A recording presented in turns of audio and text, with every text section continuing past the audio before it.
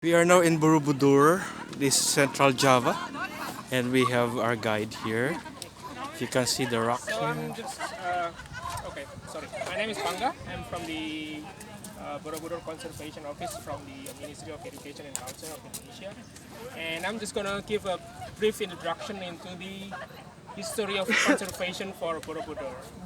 And after that, if you have any question, then we can have discussion. If you're not, then I'll leave you back to Ibu Dian, and then you can enjoy the temple for the rest of the evening.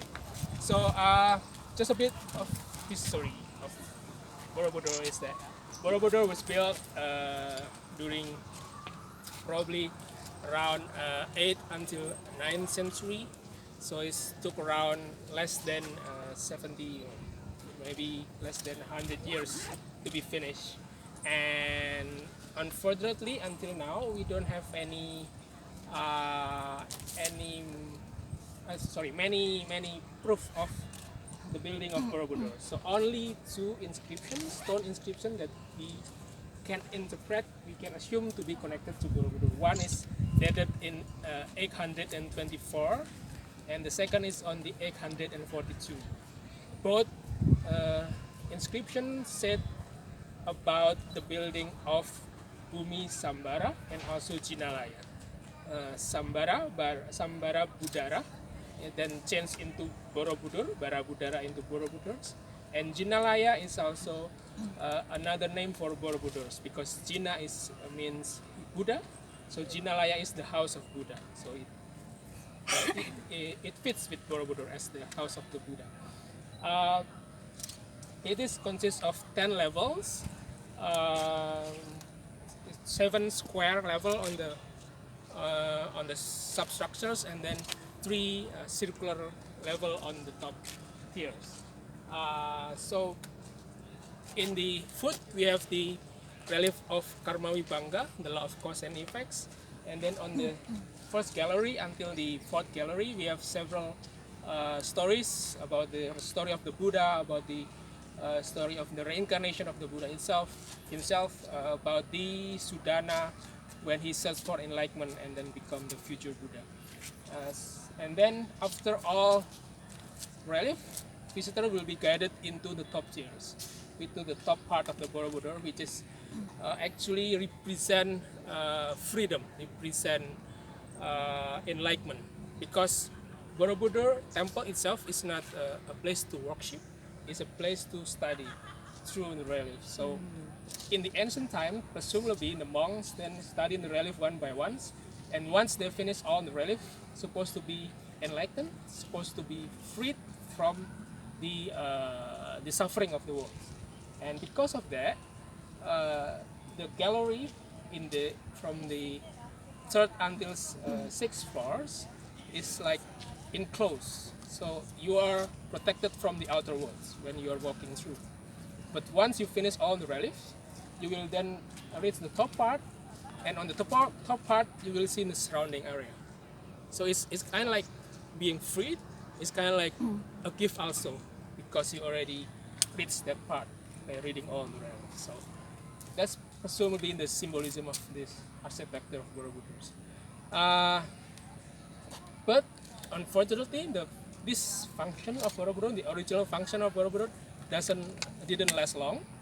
Only until early 11th century or late 10th century, it was in use.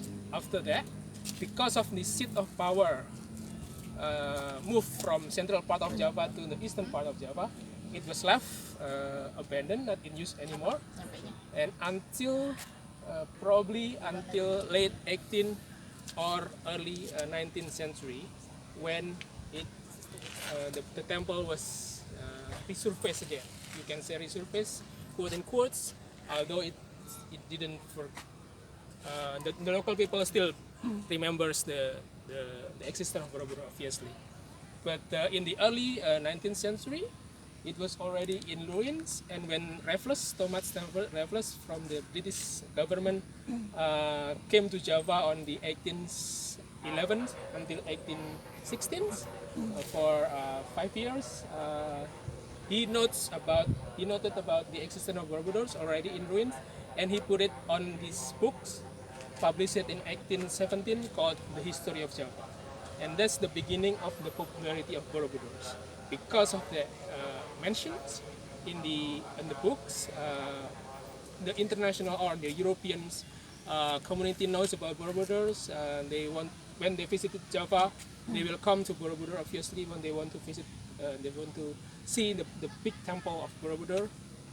And because of that, then in the early 20th century, this is the beginning of the big intervention for Borobudurs. I already said that in the early 19th century it's already in ruins. A lot of statues fall down. A lot of stone is not in the original locations, already in the yards. Maybe some people already took them away and then used them as a house foundation and etc. But then in the early 20th century, to be exact or to be precise, in the 1907 until 1911, the Dutch East Indies government decided to reconstruct the temples from the ruins.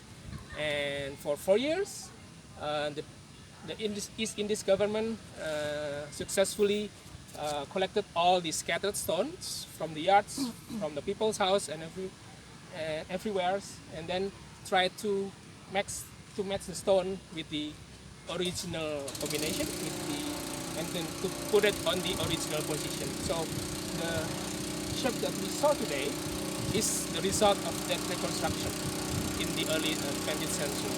So this is what happened during the early 20th century. Just try to match the stone one by one based on the pictures, the reliefs, based on the ornaments, and then this is the results. But the first reconstruction didn't actually deal with the main problem of Borobudur, which is the foundation itself. Because inside Borobudur, it's not all stones, but we have a natural soil inside. So when you have rainwaters infiltrate the gaps, it will weaken the soil inside. And the result was that in the 1940s, 50s until 60s, Borobudur already in a danger of collapsing because of that weakening of the foundation. So that's why Indonesian government seek support from UNESCO in the 1970s, late 1960s until early 1970s, and then in the 1973, UNESCO decided to help Borobudur with international campaign. So it asked all the members of UNESCO to help with the funding the projects. Not only funding, but also maybe some countries giving expertise on conservation, on restoration, and maintenance. And the restoration projects deals with the dismantling of all the stones in the temple, and then when dismantled, new concrete foundation and also new drainage pipe put inside, and then after that all done, the dismantled stone then put back onto the original position. So although the facade is still, or the outer appearance is still look very ancient, inside is already a modern system inside. So that's what happened in the second restorations. We call it second restoration for 10 years, in the 1973 until 1993. And a lot of countries actually helped with Borobudur. In total, 26 countries give financial contribution to Borobudur, from Asia, from Europe, from America. The biggest donor actually Japan. The second biggest donor in Indonesia is actually Thailand, and the third is actually Philippines. Yeah. Listed here. So it is all the countries that helped with funded the project. Also provided expertise from Japan, from France. They also provided expertise on the conservation and restoration. This is the private institution that helped with the funding as well. So not only countries but also private institutions. Some was established specifically to help with the funding of Borobudur, like American Committee for Borobudur. There's another one, Japan Association for Restoration of Borobudur. So these are the international collaborations that have Borobudur, preserved Borobudur until today.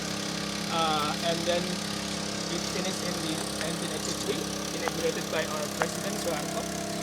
And in 1991, then UNESCO enlisted Borobudur as a UNESCO World Heritage because it represents first the masterpiece, second it gives significant influence to the architecture of in the surrounding area, like in Cambodia, like in Thailand, and even like in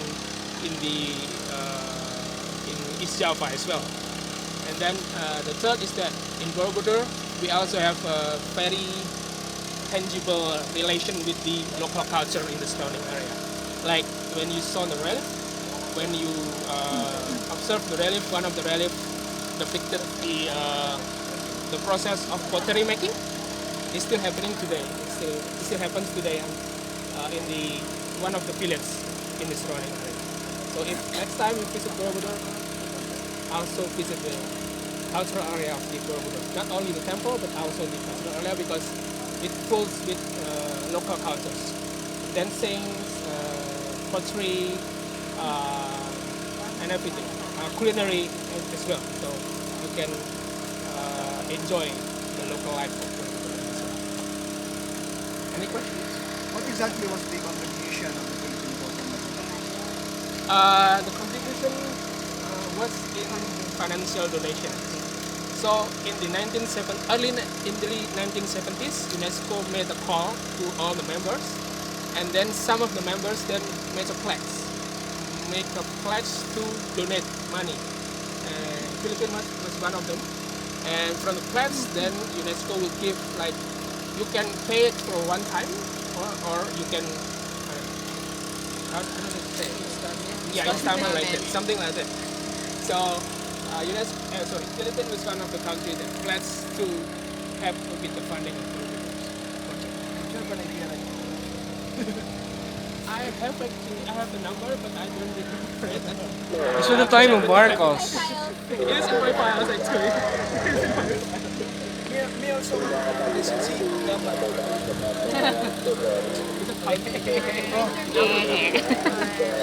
You're looking next.